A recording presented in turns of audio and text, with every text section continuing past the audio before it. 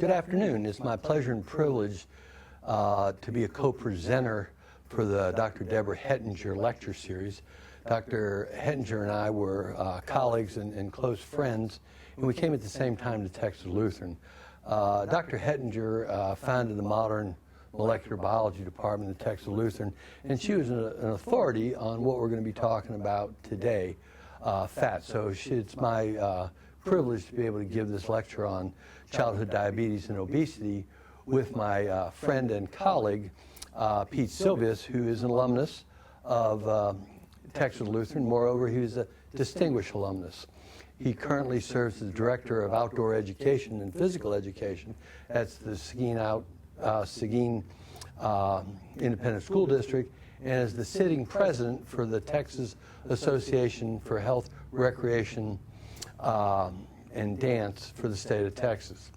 I'm going to run through the slides that were prepared by Sarah Thompson, who is a congressional aide to Congressman Henry Cuellar, who has put together a PowerPoint presentation based on Guadalupe County in South Texas. And this is the county that we serve and the children that we take care of.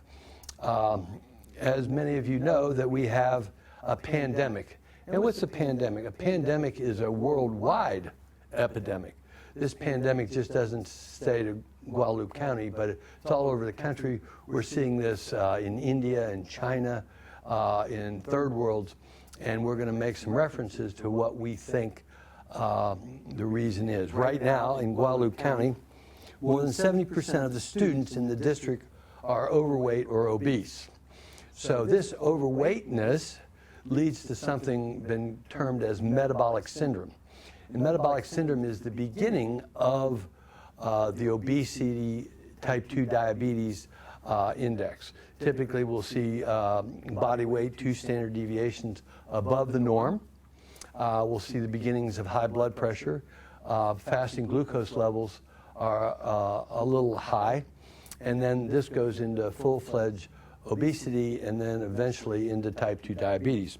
So we're going to run through some slides, and you can pursue these later online at a slower pace than I'm going to go. And so the childhood population in Texas, as you can see from this first slide, is we have about 30% of the population are children.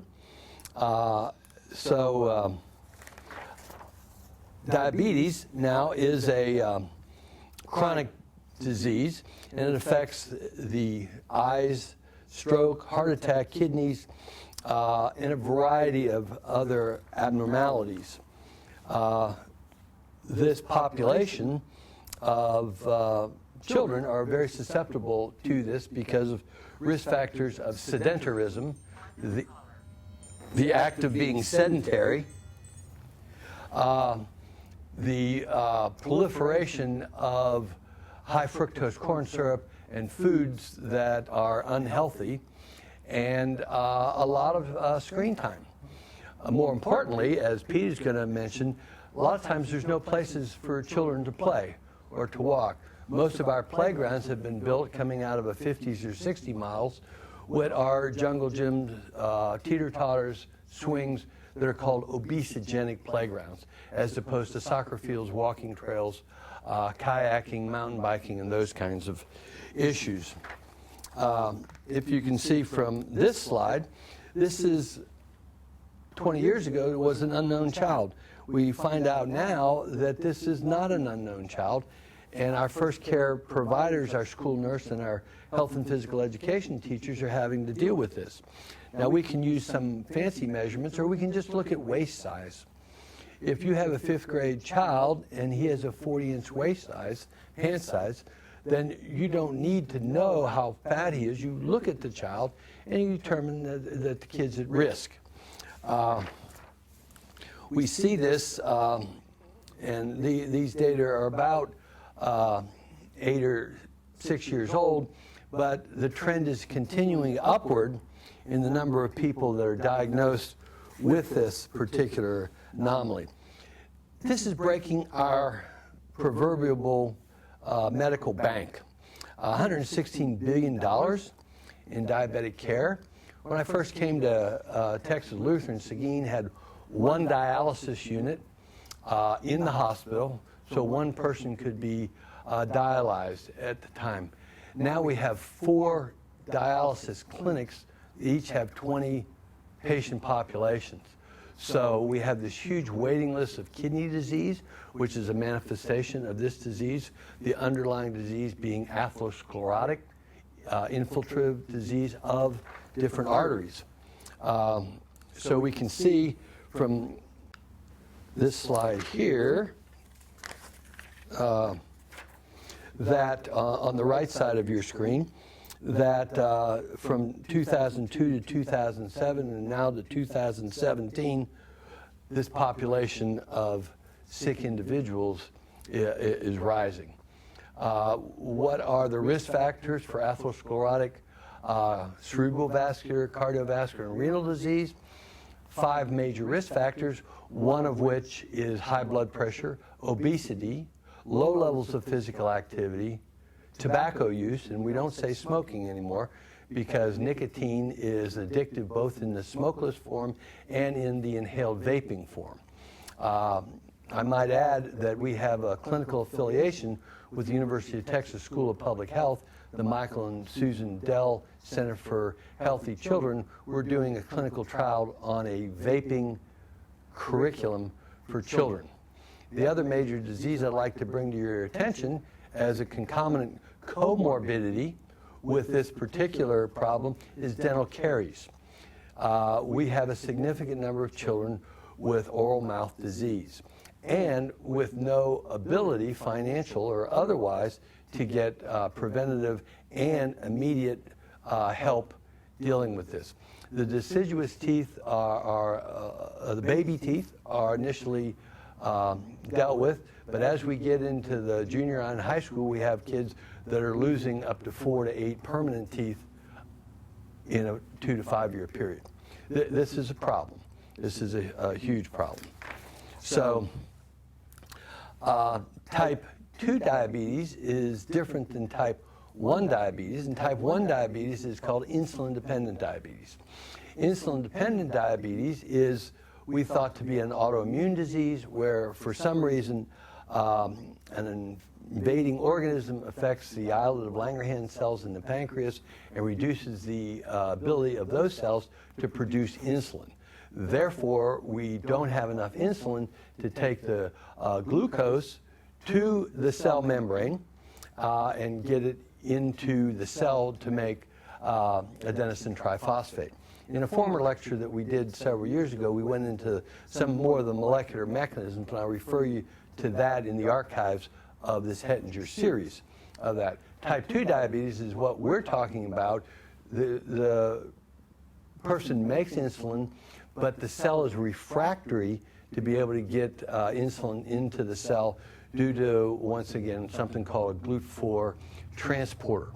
What then happens is, since we have evolved to have a thrifty gene, that glucose is stored in adipocytes as fat.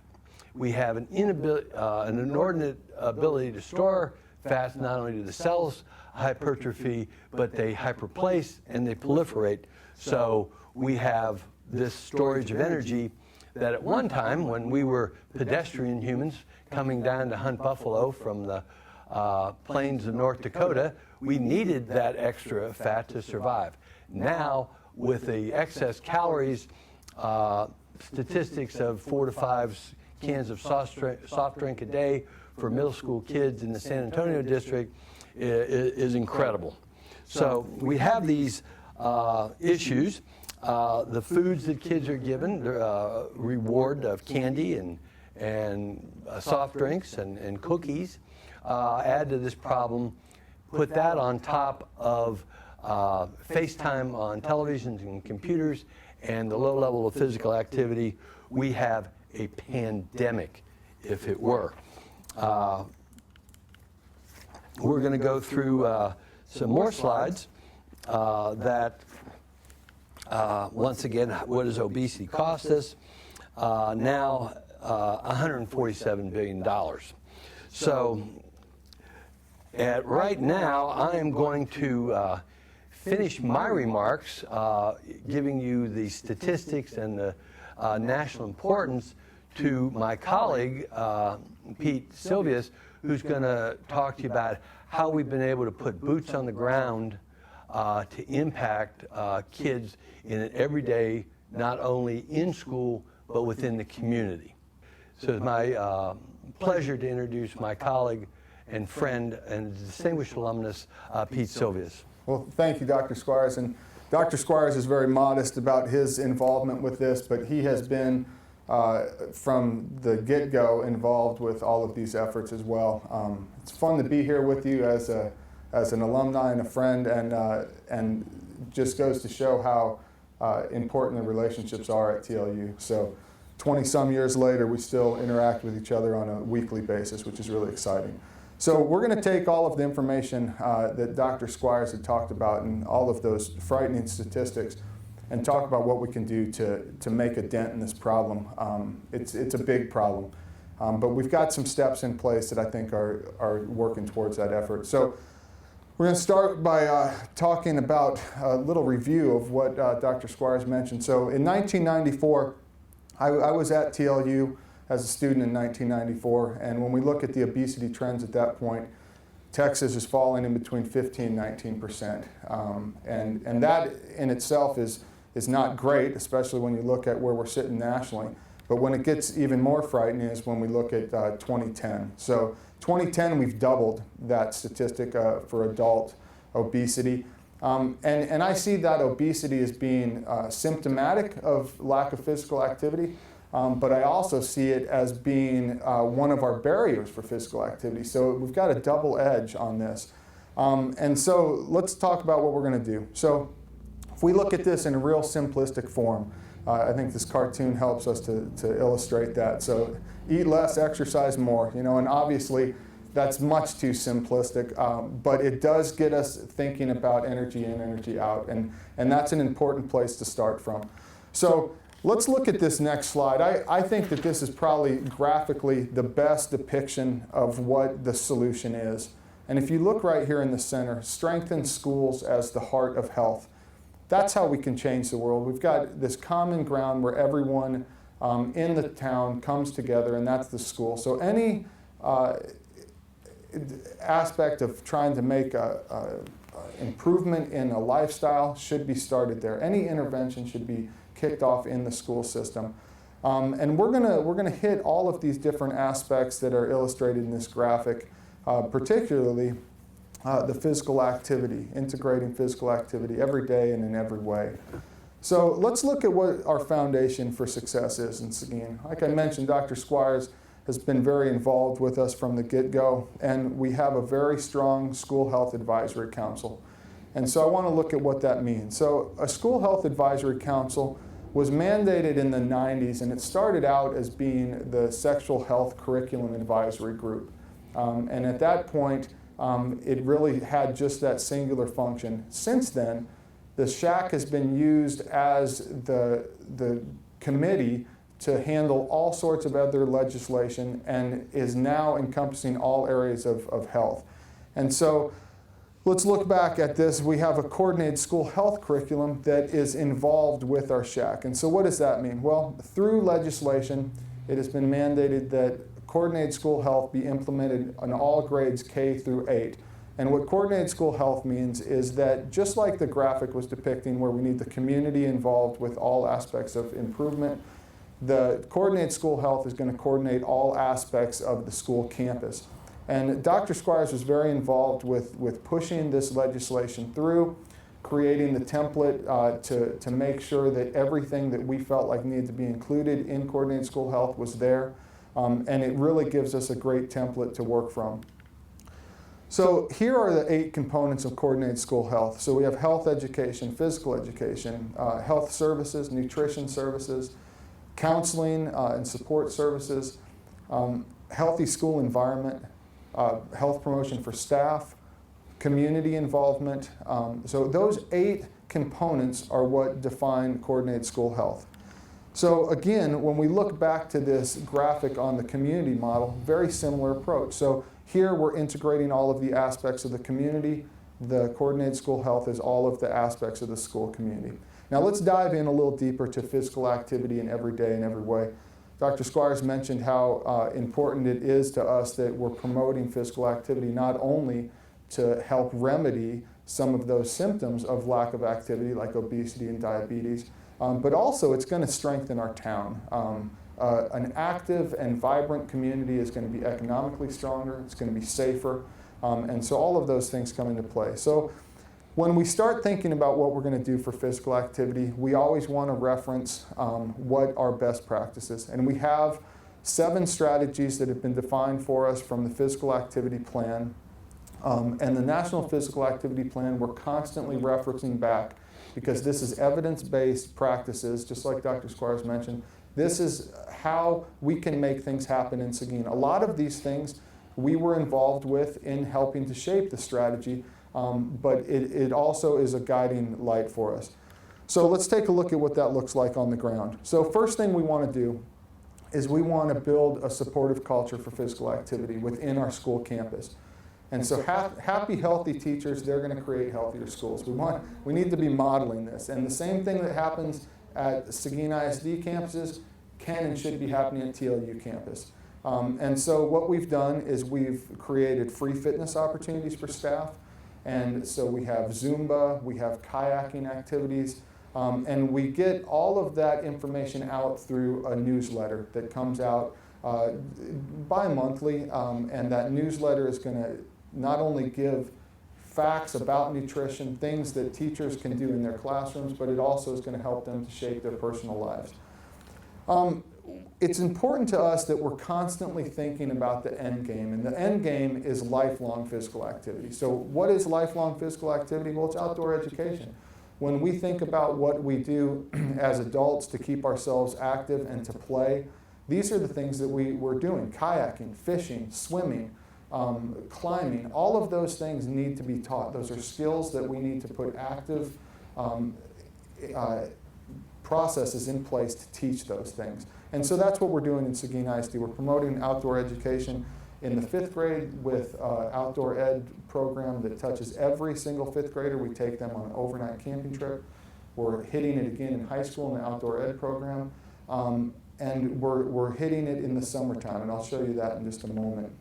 So in the summertime, we need to be keeping kids active. So we're using kayaking, skateboarding, biking, hiking, all of those activities as free camps that we do in the summer. And so I have a bus, and we load the kids up. We take them to go play. We play locally. So on this slide here down at the bottom, you'll see the kids paddling their boats up by the dam here at Starkey Park. And we have a great new skate park in Seguin that is keeping dozens and dozens and dozens of kids active every single day. It's important that we also take the kids outside of Seguin so we can see the big world out there.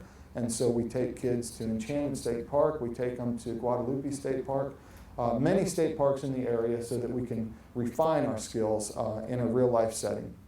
Well, after a while of doing these free summer camps, many of the kids come back and they say, you know, it's pretty fun, but I sure would like to bring my mom and dad. So we've started a free camping program too. So for the past year and a half now, we've been taking families camping to state parks through a partnership with Texas Parks and Wildlife.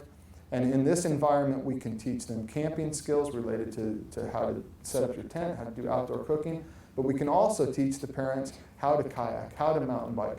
So now we have some skills that are going to become family activities, and in that way, we're going to help to override some of those issues that are happening from the obese parents that are not active. Now we're going to encourage them to get more active. So that's been just a fascinating activity and a thrill to be a part of that. Dr. Squires mentioned how important it is to have access to facilities, and so one of the important things that we've done is we've opened every single school campus to the community after school hours. So every school campus is open, and in addition to that, one of the campuses that we have right downtown, Erskine, we've placed a bunch of outdoor fitness equipment, so fitness stations there, there's a walking trail there. So what can happen is a family can show up to the field, Kids can throw a ball around, parents can sit on the fitness equipment and get a workout while they're watching their kids play. Or the kids can be involved with the fitness equipment, and that's what you see a picture of here from the Seguin paper. So not only do we want to promote physical activity, we need to be talking about nutrition as well. Nutrition is a tougher strategy. There's no question about it. And so we always are walking the line of how we talk about increasing a healthy diet, but then keeping in mind too that we have many impoverished kids, and so food has a different meaning to a lot of our kids. So what we want to do is we want to try to always be just exposing them to different opportunities. So here's a way that we can be physically active and we can be producing food with campus gardens. So we have a campus garden at most of our campuses. We're hoping to have that across the district in the coming years. So now, here's the next strategy that I think is real important for us to be looking at, both from TLU's involvement with our school district and from our involvement of the School Health Advisory Council.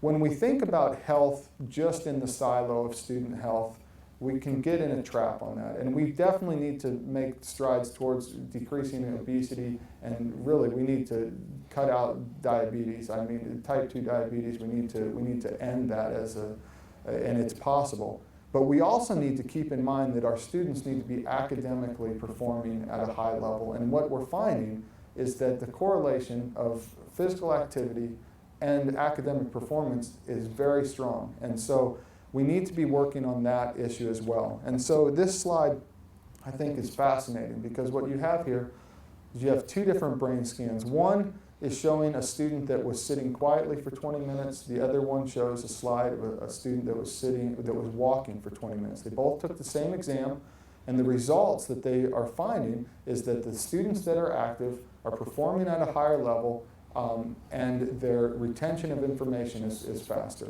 So not only are we going to have a more fit student that is going to have the health of their health life is going to be improved, they're also academically going to be improved, and so they're going to be able to be more successful as adults. And that, to me, is an important thing that we need to keep looking at.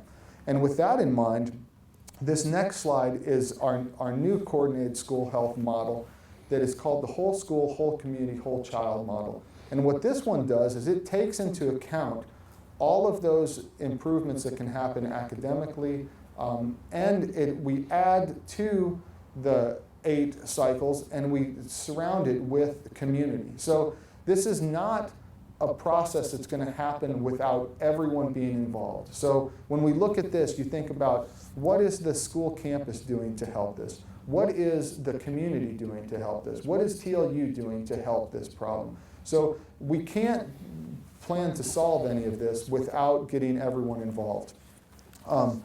And that takes me to this slide, which I think this is the dream. So when I came to TLU 20 some odd years ago, Kingsbury Street looked much like it does today. There's no sidewalks. You can't walk from the east side of town to the west side of town.